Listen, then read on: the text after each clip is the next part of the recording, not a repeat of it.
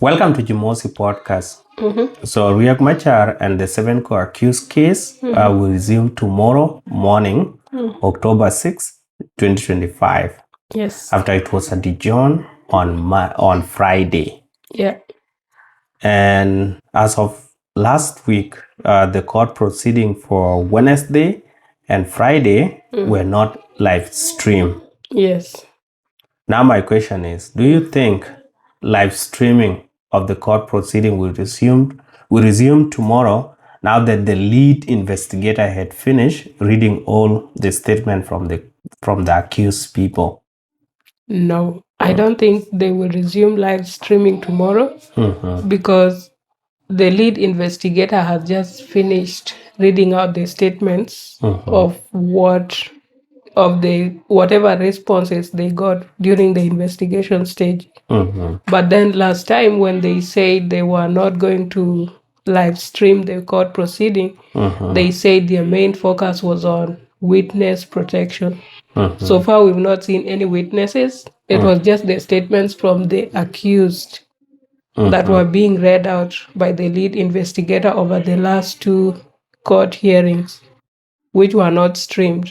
And personally, I don't think there was a reason for not streaming them because the information still got out and there was really nothing sensitive being covered during that session. No witnesses were admitted in court. So probably going forward, they are going to start now with the witnesses, now that they have kind of secured all the procedures that are supposed to be put in place, establishing that the court is competent, the matter of lawyers and all those outstanding questions that they had at the beginning of the case. So I don't think we will have any live streaming anytime soon. And you? Yeah, I agree with you on that. There will be no live streaming tomorrow. Like you said, last week on Wednesday and Friday when live streaming was stopped, it was due to the protection of the witnesses and maybe the accused people. Yeah. According to them, or which had not happened. The thing that were just a statement. Yeah. So for that reason, if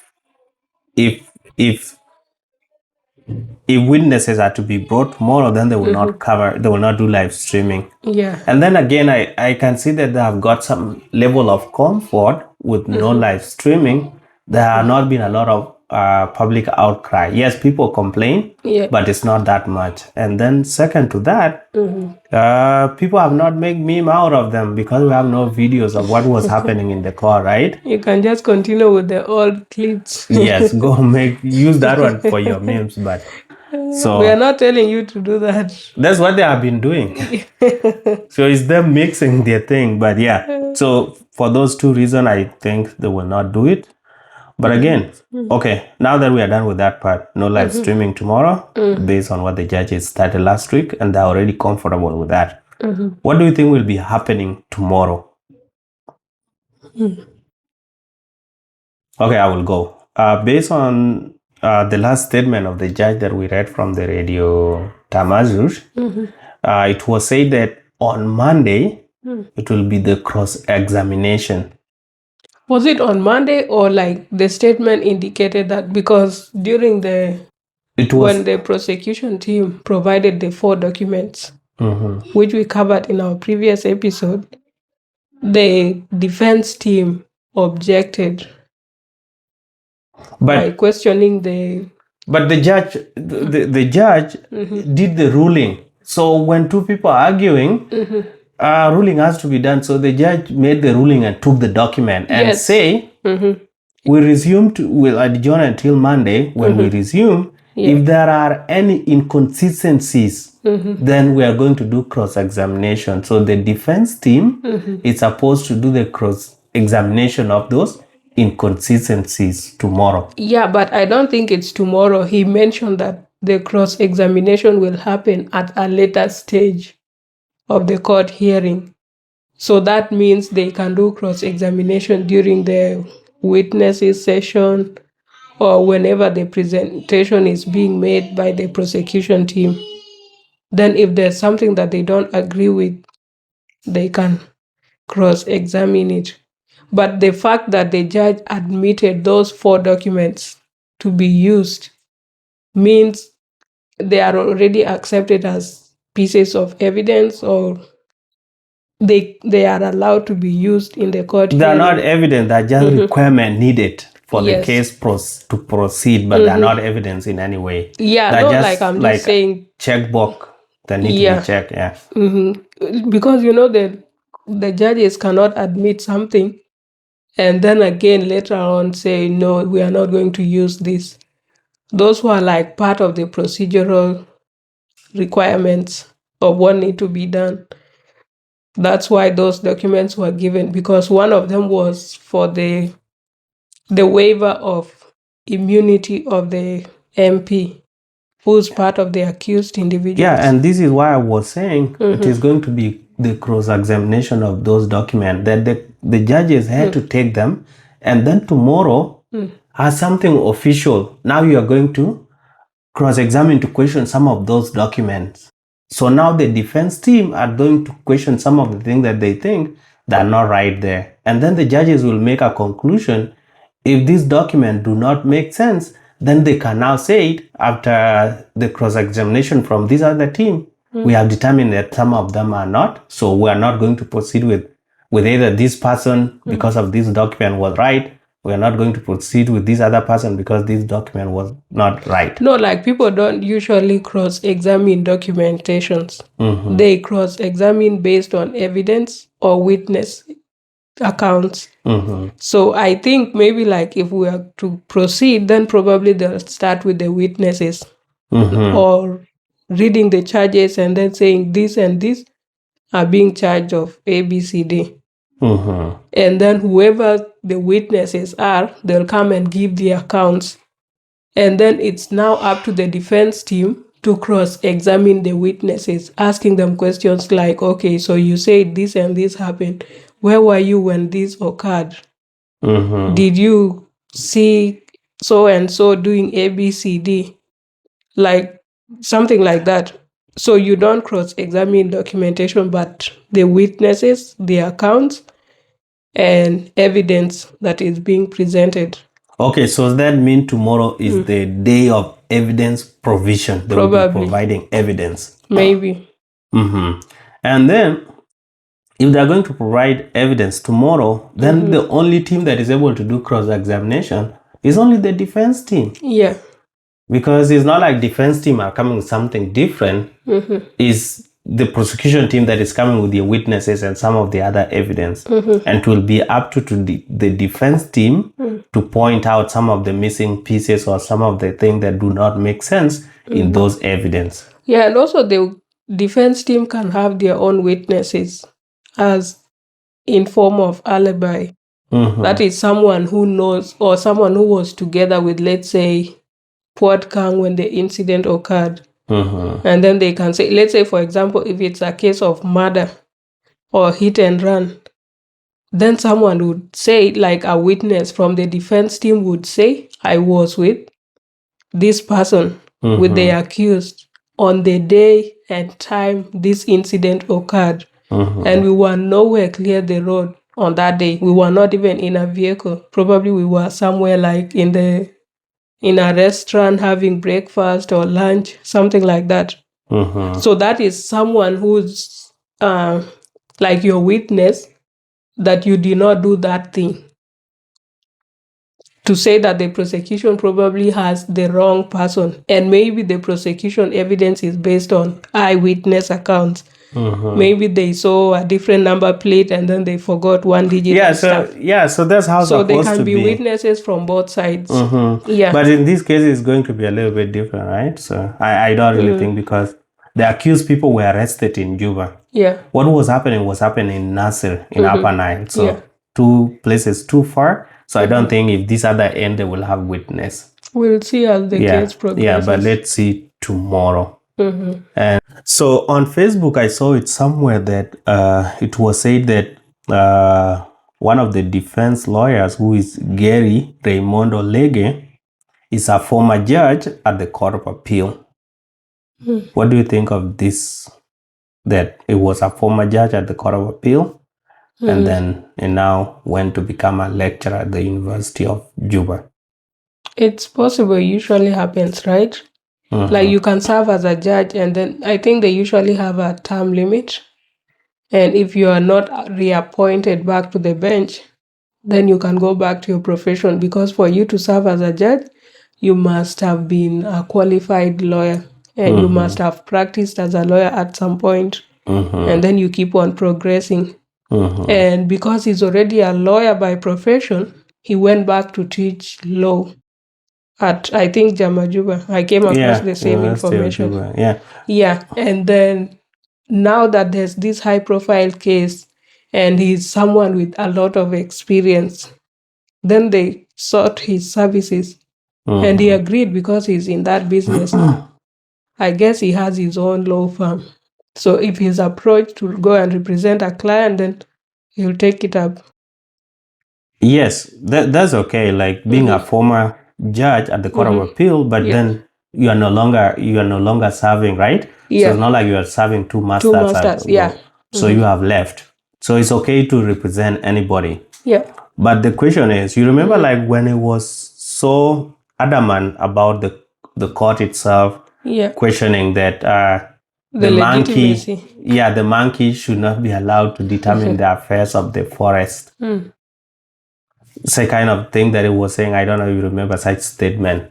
So that means it's speaking from a point that has been sitting there in the past. Yeah. And it might be aware of things that they used to do.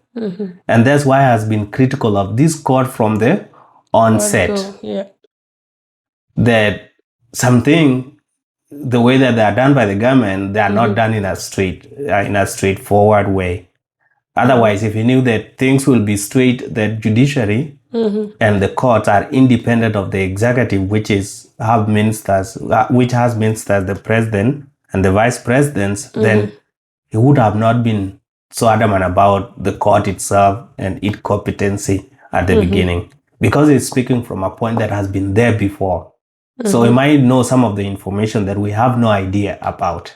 So that's why I brought in this idea of being a former judge at the Court of Appeal. Yeah, but like still, that is a plus on the defense team, right? Yes. Because they already know like how the court works. If the verdict goes against what they were expecting, that is for them to win the case, then they can always appeal. That's why we have the Court of Appeal. Yes. And probably we have like more competent people at the Court of Appeal level. Yeah. So either way, they're still benefiting. And you've seen almost all the objections that are being made against the prosecution team. He's one of those who has been raising a lot of objections. So far, I believe this case is going in the right direction. And he's in a good position to defend. And whoever made the choice of having him as part of the defense team kind of probably knew what they were doing. Yeah. And there was this thing that I also saw, that there was a relative to Kur Lual Kur.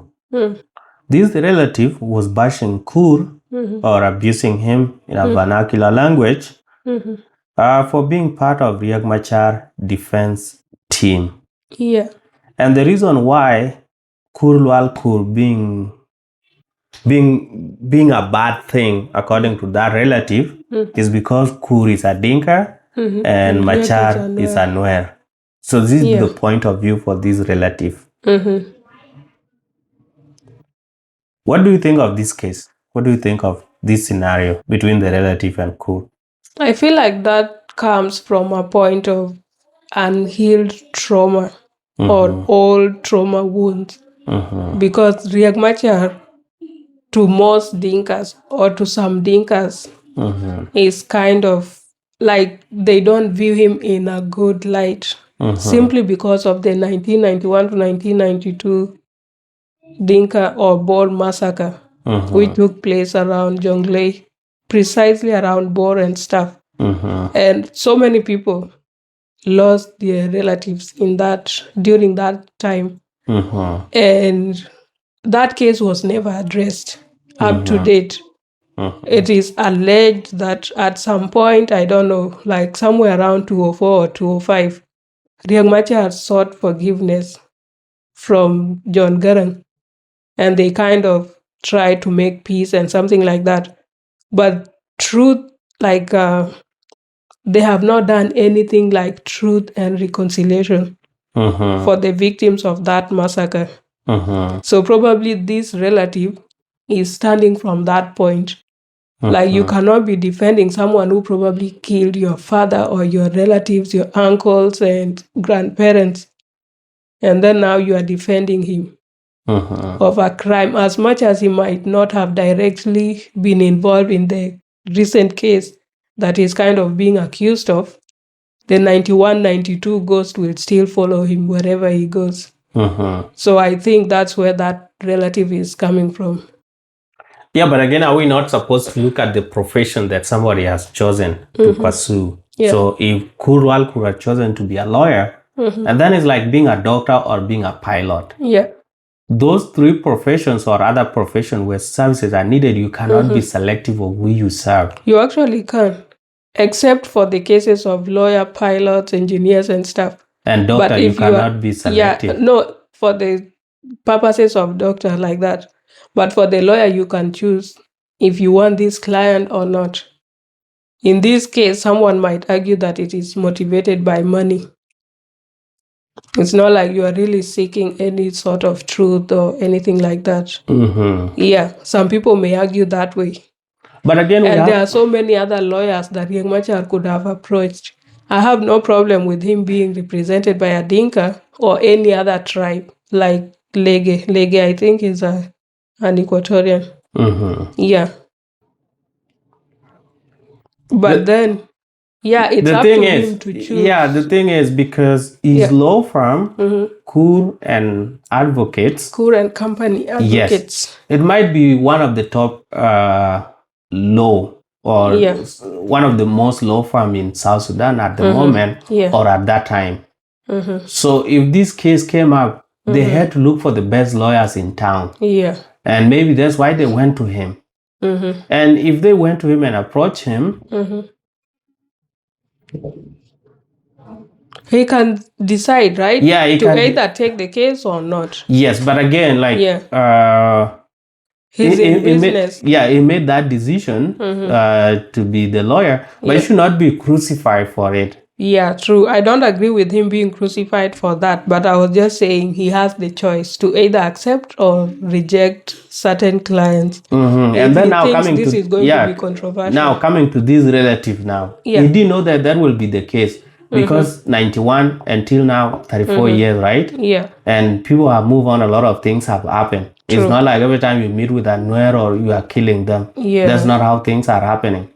So a lot of things have happened. So he took it from a point that he's a lawyer, so that's why he took on the case. But the relative should not be mad at Kur. He has to understand that this is a field of his study, and the person is not an educated person, so he's reacting from a point of illiteracy.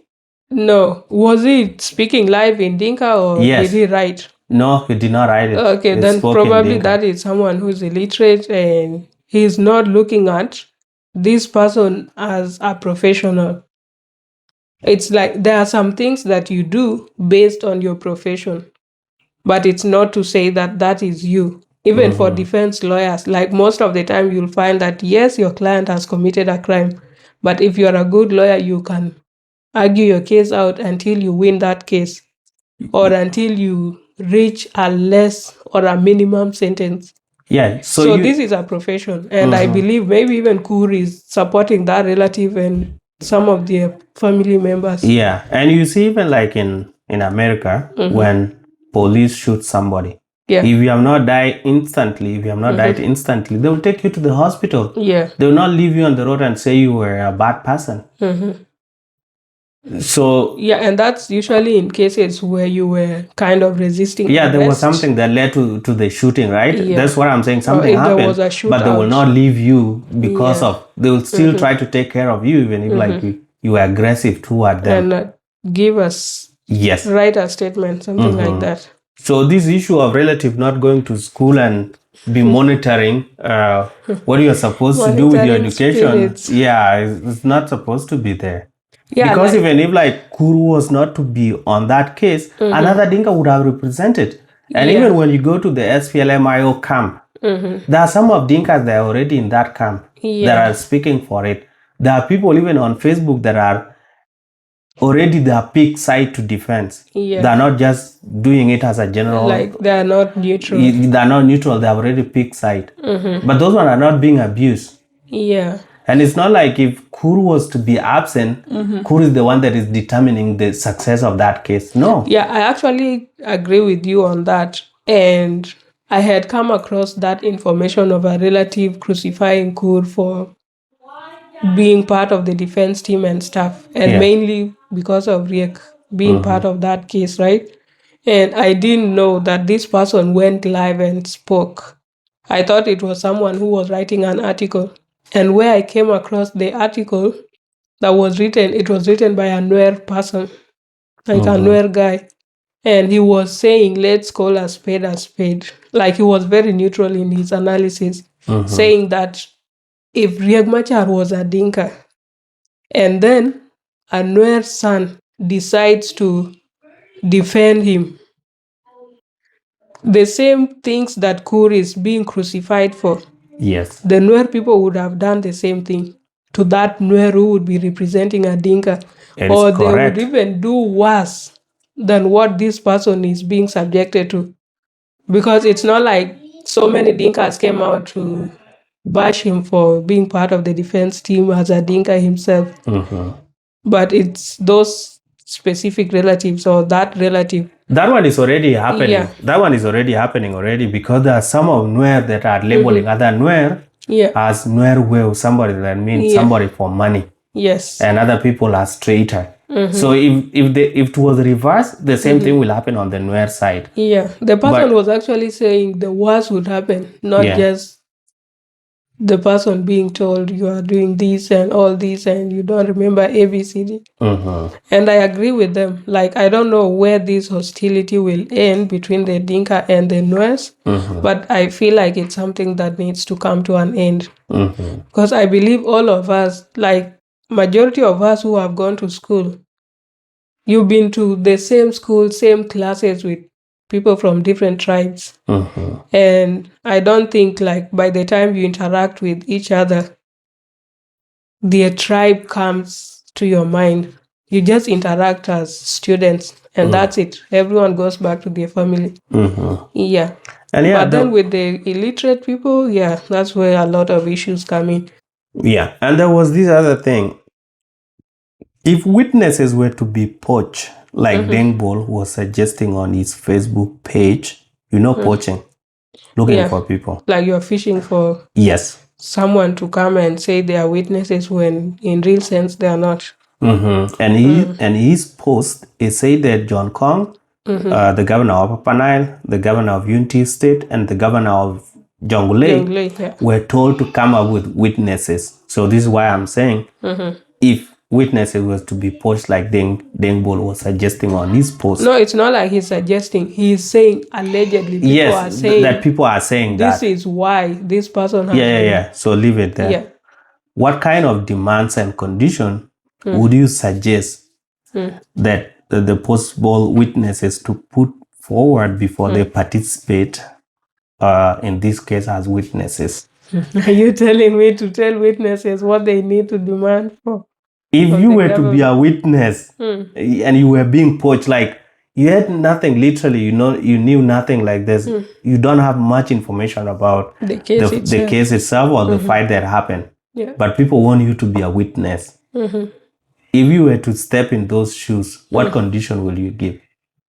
Let me start. The only thing I can think of at the moment, not for me, but for majority of people who may fall victim of that alleged poaching of witnesses, it would be monetary value. Yeah. At least for you to go and lie in court, you need to get some monetary compensation and a good amount of money. because you're dealing with the government, right? It's not like an individual who will go bankrupt or anything. Yeah. Well, so that's the only thing I can think of. And then given the current situation, the economic so will you situation. put $1 to your... Of course. When are you looking for me as a witness? $100,000 before I become a witness. No, that's too small. Naitisha mita moja. Yes, $1 million US. Yes, No. that one you come and address all your problems and move to Radisson Blue to stay there. If I were to be approached and to be poached as a witness in this case, my condition will be I can only give account of events if I'm to be taken outside the country. Take me to Europe, somewhere else, outside Africa. Outside Africa, so that I go and I give my account of event through a Zoom meeting in the court, and I'm safe somewhere. And the reason why I say this is because you remember on day 5, when they said live streaming will not be allowed. Yes. Because they want to protect witnesses. Yeah. We did a video, and I also saw on Facebook. People were saying there are no witnesses to be protected because we already know who those witnesses are. And they went and looked for the photos of people. Damn. And put there and say these are the people that have been identified as witnesses, or the people that have been bought to become witnesses. What? On day 5. They are taking this syllabus too fast. I've not come across that information. I'm green. Yes. So you see here, there's a lot of danger, and people will some people committed tribe men were saying these people will teach them a lesson. Wow. Yeah, that's really sad. And I don't support this idea of... Exactly. And this is what I think we are just going over that. But what I was saying, because I supposed to cover it in another video, what I was saying was that where do people come up with this information? Now that there's a lot of fake information, and somebody actually did a video about them and put their faces. Wow, I need to see the video, that video. I think it is in Nuer language, so you'll not be able to understand. You know, Nuer and Dinka are kind of almost interrelated. There are some things you can maybe a few words, but you're going to flood most of the time. But then when you're watching a live video, you just click on the comments and read through. No, people don't comment in their mother tongue. Yeah. So you'll get an idea of what these people are talking about. And then if you see faces being shown, then you know, okay, these are the alleged witnesses. Yes. And actually somebody came and comment on one of our videos that they already know the witnesses that have already been identified. I told him, no, how do you come up with such kind of information? Because in the hall today, at Freedom Hall, there were no witnesses that were brought forward. They were just reading the statements from the accused. It was just statements. So this idea of picking on individuals, you guys are going to harm innocent people in the process. Because the whole community is charged up and people are trying to pick on different things. You have to wait for somebody to actually see him being a witness for you even to think of what you want to do. But just thinking that so and so look like he's going to be a witness, no. No, I feel like people like Dengbol should just stop with this kind of propaganda because it's doing more harm than good. You cannot be picking up different allegations and then you come and put it like the gospel truth of what is happening on the ground. Because with these two tribes, that is the Dinkas and the Nuers, there's a lot of animosity. And whenever we have cases of such nature, then emotions are way high. Very high. And people tend to be very aggressive towards one another. So if you pick that information with all your followers and then you come and put it without filters, and you are not trying to be neutral in your writings. It does not even question it. Yeah. It just put it plainly the way that it has been given. It's like you are even inciting people to act, right? Yeah. And from how he has been writing, I feel like he's kind of on the side of the IO. I don't know what he's trying to gain by not being neutral. But personally, I feel like it's not good. Yeah. Because right now, someone has made a video, like you say, and they put faces of people. How sure are you those are the witnesses? And where did you get that information? Exactly. That's what I was What would you do if these alleged witnesses end up getting harmed by people who believe your misinformation? So accordingly, you would have caused a lot of chaos and trouble upon yourself and others. Yes. Just wait and see. There's a reason why you are not a judge or a lawyer.